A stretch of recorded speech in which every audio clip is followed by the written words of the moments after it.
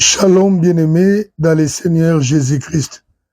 Que la paix et la grâce du Seigneur nous soient accordées par la miséricorde du Seigneur, le roi que nous attendons, qui revient bientôt. Toujours dans le cadre de notre enseignement sur les ministères du temps de la fin, aujourd'hui, nous continuons sur le 5e point, la 5e partie que nous intitulons les morales du serviteur du temps de la fin. L'état moral ou l'état d'esprit du serviteur au temps de la fin. Nous lisons Philippiens chapitre 4 au verset 12 et 19. Je lis au nom du Seigneur Jésus-Christ. Je sais vivre dans l'humiliation et je sais vivre dans l'abondance. En tout et partout, j'ai appris à être rassasié et à avoir faim, à être dans l'abondance et à être dans la disette. Verset 19. Et mon Dieu pourvoira à tous vos besoins, selon sa richesse avec gloire en Jésus-Christ. Alléluia. Nous parlons de l'état moral du serviteur au temps de la fin ou du temps de la fin. N'oubliez pas, bien-aimés, comme nous l'avons dit et comme nous le disons, que le temps de la fin est un temps difficile, un temps où l'exercice du ministère, qui parfois était facile ou parfois paraissait facile aux serviteurs de Dieu, devient difficile à cause du temps difficile. Mais nous allons faire avec. Ainsi donc, beaucoup de précautions est prises pour les serviteurs, les ministres du temps de la fin. L'apôtre Paul avait un état d'esprit, un état moral solide. Il dit ceci: je sais vivre dans l'abondance comme je sais vivre dans la disette. C'est ça, l'état d'esprit d'un serviteur du temps de la fin. C'est savoir vivre dans l'abondance comme dans la disette. Bien-aimés, dans la vie, il y a toujours ce que nous appelons les hauts et les bas. Et nous le savons bien lorsque nous croyons Seigneur Jésus-Christ, la vie ne vient pas totalement rose sur la terre. Et d'ailleurs, la Bible dit que tous ceux qui chercheront à vivre pieusement dans le Seigneur seront persécutés. La Bible nous invite à souffrir avec Christ. La vie du ministre au temps de la fin n'est pas rose comme on veut nous le faire croire. Parce que, bien aimé, nous savons bien qu'il y a une dimension que nous appelons la communion aux souffrances de Christ. La Bible dit quelque part, je crois Romains 8, la Bible dit que si nous sommes héritiers, nous sommes co-héritiers avec Christ. Si nous souffrons également avec lui pour être glorifiés. Voilà. C'est un verset comme ça que nous pouvons lire pour ne pas donner l'impression que nous disons des choses en l'air. Voilà.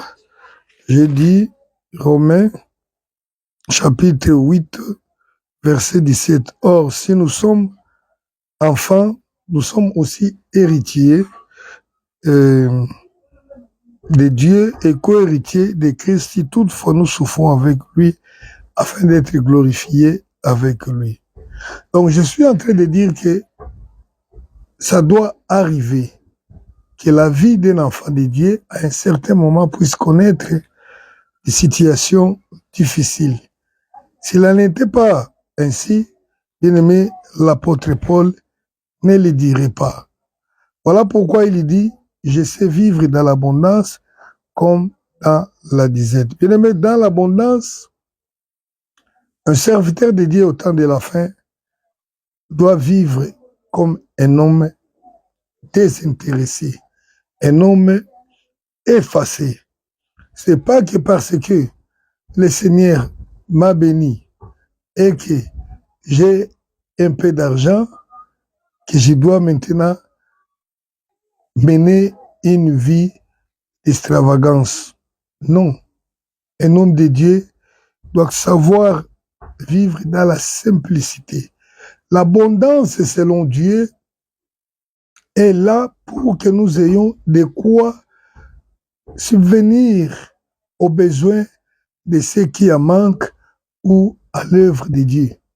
Il faut qu'un homme de Dieu, un serviteur de Dieu comprenne qu'il a aussi l'obligation de travailler dans l'œuvre de Dieu. Pas une vie d'extravagance, pas une vie ostentatoire. Je ne peux pas accepter de porter un habit qui coûte $2000, 5000, alors qu'il y en a aussi de la même marque qui peut coûter $5 ou 10. Surtout lorsqu'on sait que l'église, il y a des pauvres au milieu de nous, il y a, même pas dans l'église, il y a dans la société, dans la communauté, des gens qui sont dans les manques. Un serviteur de Dieu ne peut pas rouler dans des carrosses qui coûtent des millions, alors qu'il y a des gens qui souffrent de la faim. L'apôtre Paul, d'ailleurs, il disait, mes mains ont pourvu à mes propres besoins. Alléluia. Donc, la vie dans l'abondance ne nous amène pas dans l'extravagance. Plutôt, cela génère une vie de générosité. C'est très important. Au temps de la fin, on a les pieds sur terre. Alléluia. Dans la 17, dans l'humiliation, un serviteur de Dieu, au temps de la fin, n'est pas un plaintif. Il n'est pas un mendiant. Vous savez, bien aimé, la disette ne peut pas rendre ma vie triste. Jamais dans la vie, quelque part, dans la Bible, quelque part, le Seigneur a encouragé la tristesse, si ce n'est cette tristesse qui est causée par un péché pour amener à la repentance. La Bible nous recommande toujours, réjouissez-vous dans le Seigneur. Je vais beaucoup parler sur ça. Je vais insister plutôt sur ça. Vous savez, lorsqu'on mène une vie triste et qu'on est enfant de Dieu parce qu'on manque de quelque chose, cela donne l'information au monde que être l'état d'un enfant de Dieu que je suis n'est pas un bon état. Or, nous savons que même si nous souffrons aujourd'hui, la Bible dit que la souffrance d'état présent n'est pas comparable à la gloire à venir. Donc, personne ne peut dire un jour, vous savez, au ciel que non, je trouve que la joie que j'ai dans les ciels est comparable à la souffrance que j'ai vécue sur la terre. Non. La joie du ciel est incomparable à n'importe quelle souffrance que l'homme peut vivre sur la terre. C'est pourquoi nous nous réjouissons toujours parce que nous sommes des enfants de Dieu, parce que nous savons que notre récompense est grande dans le ciel. C'est très important. Quand vous devenez plaintif, vous devenez murmuraire, vous ne servez plus bien le Seigneur Jésus-Christ. La Bible dit, faites toutes choses sans murmure ni hésitation. La vie d'un enfant de Dieu d'un serviteur de Dieu est une vie, que ce soit dans la souffrance, que ce soit dans l'abondance, mais c'est une vie de joie. Je ne peux pas me mettre à me plaindre tout le temps. Donc voilà, je ne suis pas soutenu, l'Église ne me donne pas. Vous avez été avertis. Le Seigneur a dit que pour cette fois-ci, celui qui a une bourse la prenne. C'est la raison pour laquelle l'apôtre Paul disait toujours, mes mains ont pourvu à mes besoins. Il dit, je ne m'empêcherai pas cette gloire de ne pas être à la charge de vous.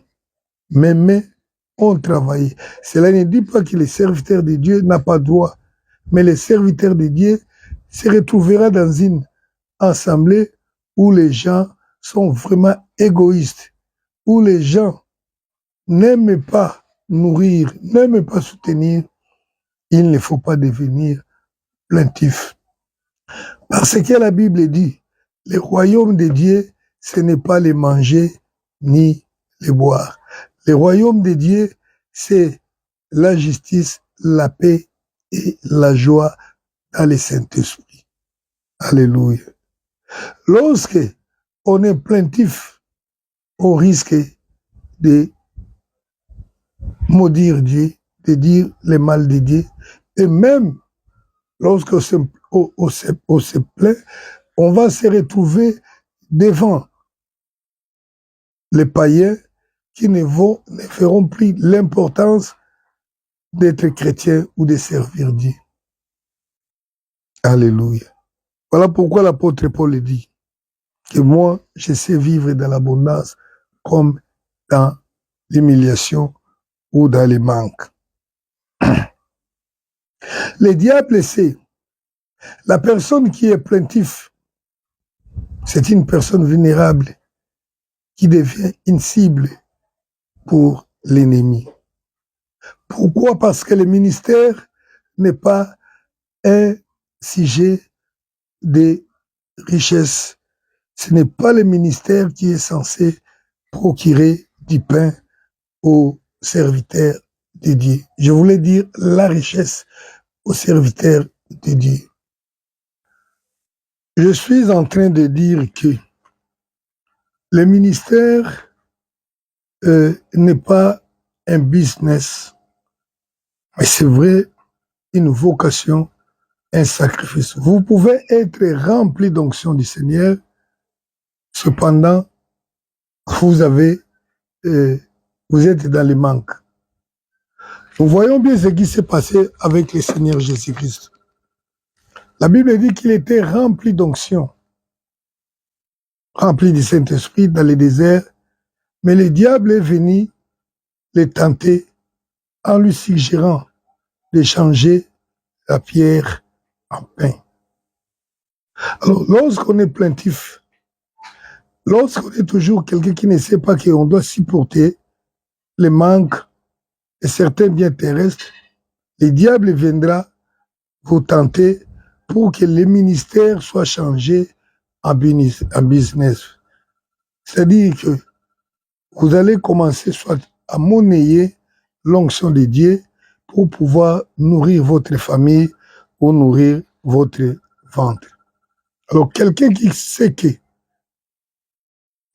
la famine ne peut pas changer ma façon de servir Dieu, il ne va pas changer. Combien de serviteurs de Dieu ont changé les prédications à cause de la faim? Parce qu'il avait besoin d'une voiture et lui-même, il s'est dit, un homme de Dieu ne peut pas marcher à pied. Il a provoqué des enseignements, des séminaires, des conférences afin de faire des appels de fonds pour gagner de l'argent et s'acheter une voiture. C'est ça la tentation à laquelle Christ a échappé. Il n'a pas succombé de faire du ministère comme un sujet pour sa nourriture. Christ était capable de changer le pain, la pierre en pain, comme il a fait en changeant de l'eau en vin. Mais ce n'est pas à cause de ma difficulté sociale, parce que je manque les beaux habits, parce que je n'ai pas une belle maison, une voiture, que je vais commencer à me plaindre. Si ton état d'esprit n'est pas conséquent, à cause de ceci, de ce manque-là, l'évangile va changer, la façon de faire va changer, et c'est le piège. Alléluia. Parlons de l'état moral. Il faut être fort au temps de la fin. Au temps de la fin, le ministre, le serviteur de Dieu doit comprendre qu'il n'est pas un notable, un honorable. Laisse-moi vous dire une chose. Alléluia. Le ministère, ce n'est pas une notabilité. Alléluia. Le ministère, c'est quelque chose qui paraît aux yeux des hommes aujourd'hui comme une fonction noble. Oui, il est noble spirituellement, mais honorable dans la société, dans le sens qu'il doit doit procurer du respect à son homme. Non. Peut-être vous serez choqués, mais c'est ça la vérité. Moi, je ne peux pas, parce qu'aujourd'hui, il est d'habitude, parce que je suis serviteur de Dieu, hein, surtout ceux qui ont le ministère de la parole. J'ai dit, il y a plusieurs ministères. Il n'y a pas que le ministère de la parole, il y a le ministère, on a parlé de miséricorde, de libéralité. Il y en a beaucoup de choses là. Quand on est ministre de la parole, pasteur, autre, on pense qu'on est obligé d'être reconnu dans son quartier, dans sa communauté, comme les pasteurs ou les pasteurs du quartier. Non. C'est ce qui nous attire parfois des problèmes. Un homme de Dieu doit être un homme effacé, qui n'attire pas de vénération. Voilà. J'ai dit que un serviteur de Dieu n'est pas un révérend. Jamais dans la Bible, vous verrez, les disciples ont porté ce titre de révérend. Ils n'ont jamais été dignes de révérence, de vénération. Ils n'étaient pas des hommes d'honneur dans la société dans laquelle ils vivaient. C'était des hommes normaux. Ils n'étaient pas des honorables de la société. Là, vous allez me demander à quoi donc dire de ce qu'on dit des doubles honneurs. Bien aimé, les doubles honneurs dont il est question de la Bible, que celui qui enseigne soit digne de double honneur, premièrement, je veux dire que ça concerne le respect qu'on doit aux serviteurs de Dieu. Je vais lire d'abord 1 Timothée 1, parce que nous citons un verset là qui doit être lu pour une bonne compréhension. 1 Timothée chapitre 5, verset 17, la Bible dit ceci, que les anciens qui dirigent bien soient jugés dignes, double honneur, surtout ceux qui travaillent à la prédication et à l'enseignement. Le double honneur dont parle la Bible, ce n'est pas ce que nous croyons, que je dois être un homme à qui on a construit une chaise spéciale dans l'assemblée. Ce n'est pas ça.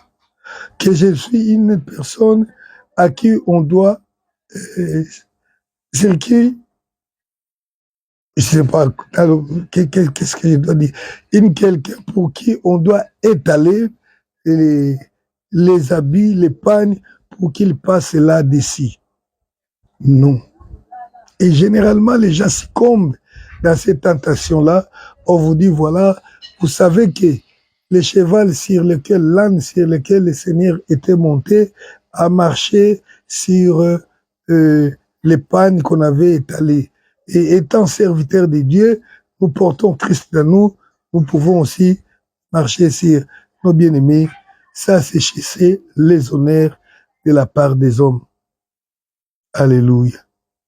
Les serviteurs de Dieu n'ont jamais accepté les apôtres Paul là.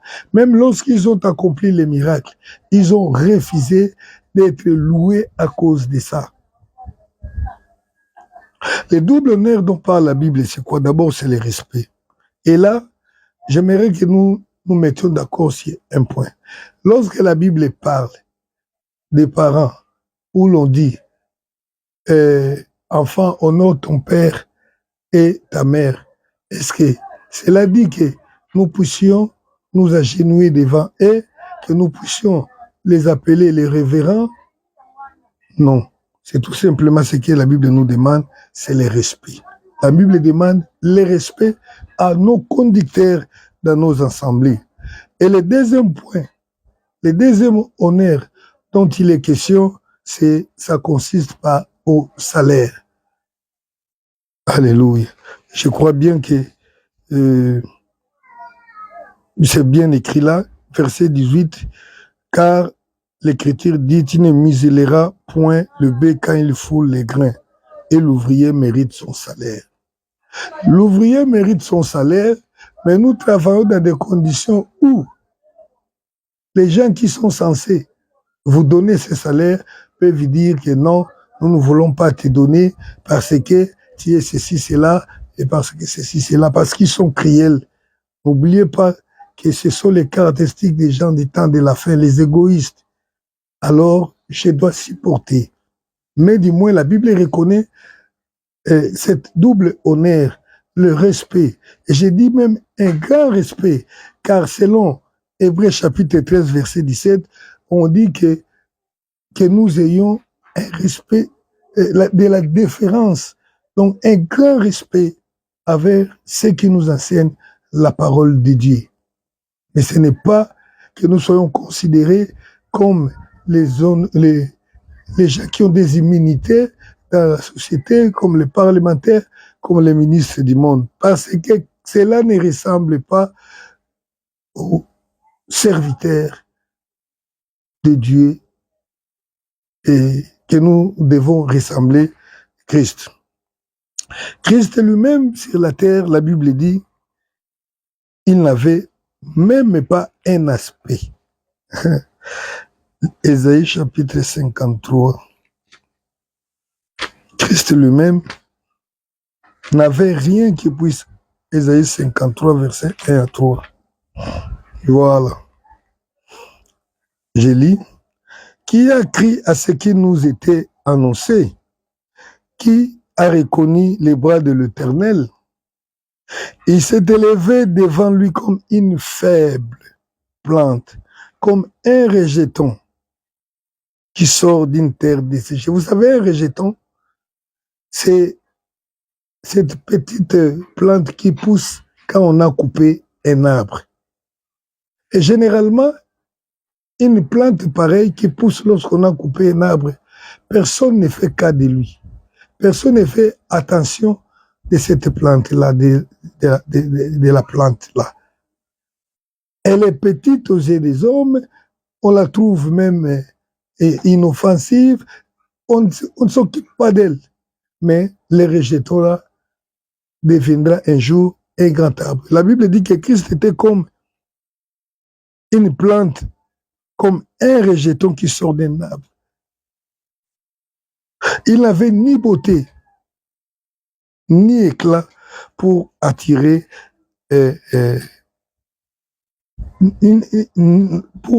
nos regards.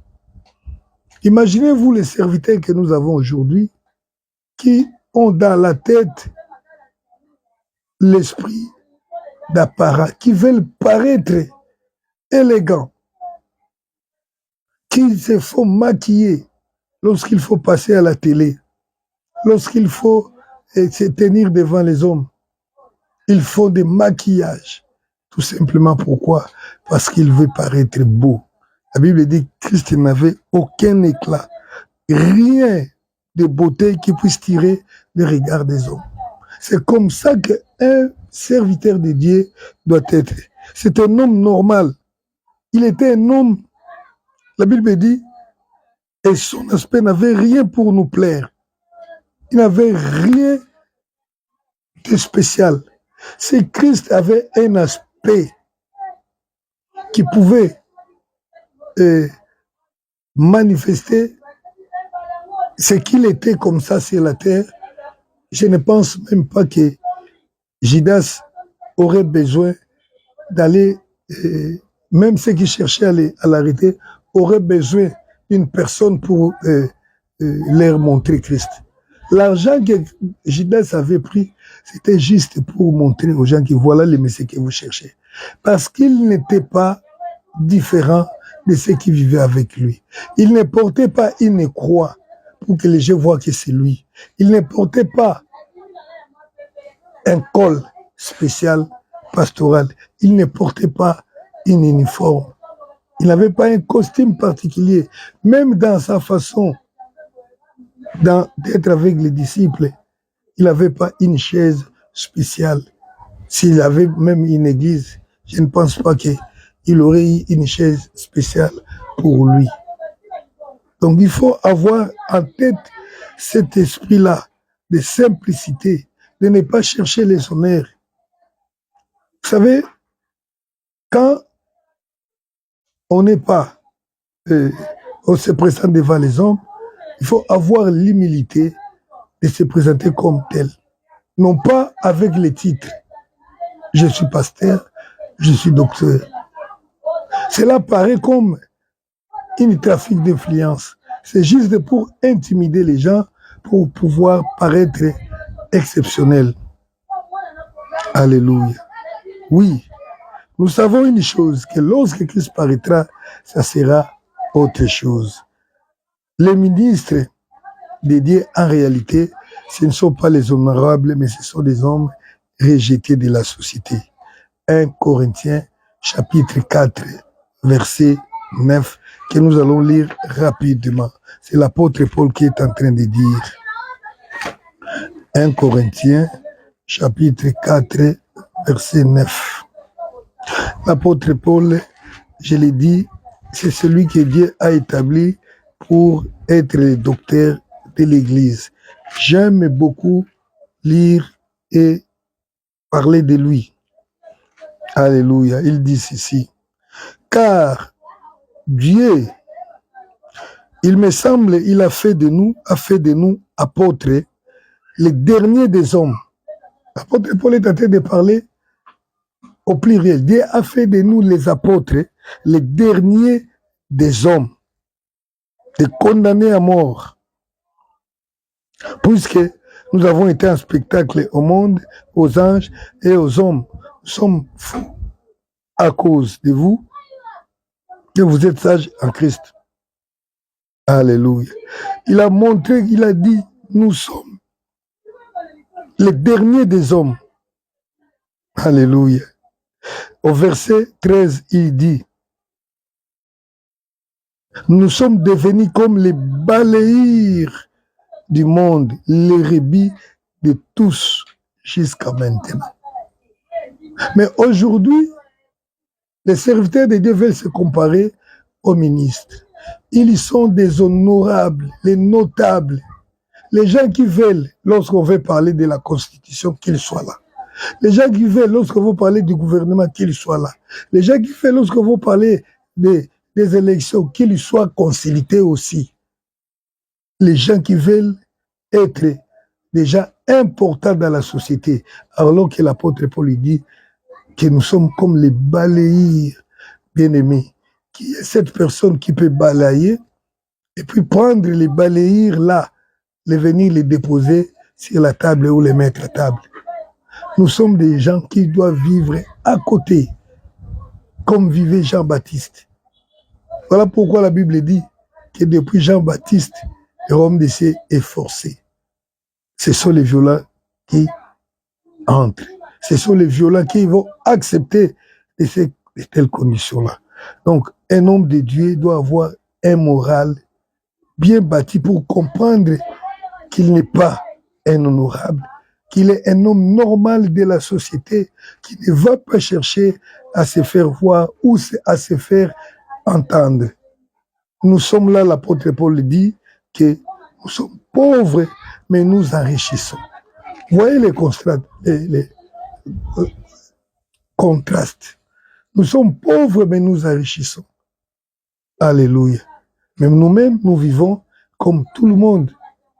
Un homme de Dieu, ce n'est pas quelqu'un qui provoque la révérence par les miracles qu'il accomplit. Souvenez-vous de Christ. Christ, même, il accomplissait les miracles. Il disait aux hommes de ne pas les dire que c'est lui qui a fait ça.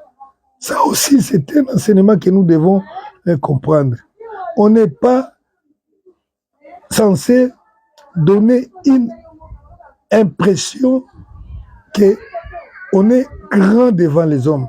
L'apôtre Paul disait, même à cause des révélations, je ne veux pas me mettre à raconter ce que j'ai fait avec Dieu, ce que j'ai vu avec Dieu, afin de ne pas donner aux autres une haute opinion de moi. Parce qu'il doit être humble. Même si j'ai ressuscité des morts, je dois avoir du mal à le dire devant des gens. Que vous savez, c'est moi qui l'ai ressuscité. Vous allez voir aujourd'hui quelqu'un qui est prêt à dire, c'est moi qui ai prié pour lui afin qu'il devienne ce qu'il est devenu. Et là même, il va réclamer la dîme, les offrandes, parce que c'est lui qui aurait fait ça. Alors que Christ, quand il priait, au lieu de recevoir les offrandes, il dit, allez donner ça au temple. Un homme de Dieu doit comprendre. Sinon, tu seras piégé, tu vas tomber.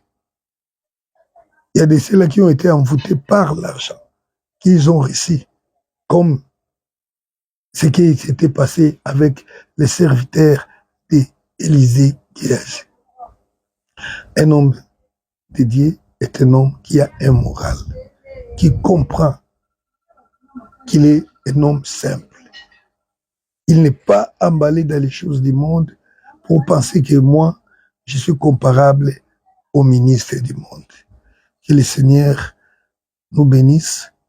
Nous faisons de notre mieux pour ne pas beaucoup parler, parce que lorsqu'on arrive à la 35e minute, généralement, les plateformes des réseaux sociaux coupent les sons. Je ne sais pas pourquoi. Si vous connaissez, vous allez nous dire comment faire pour que cela n'arrive pas. Voilà, nous allons continuer prochainement avec cet enseignement sur le ministère du temps de la fin et le ministère du temps de la fin. Que le Seigneur nous bénisse.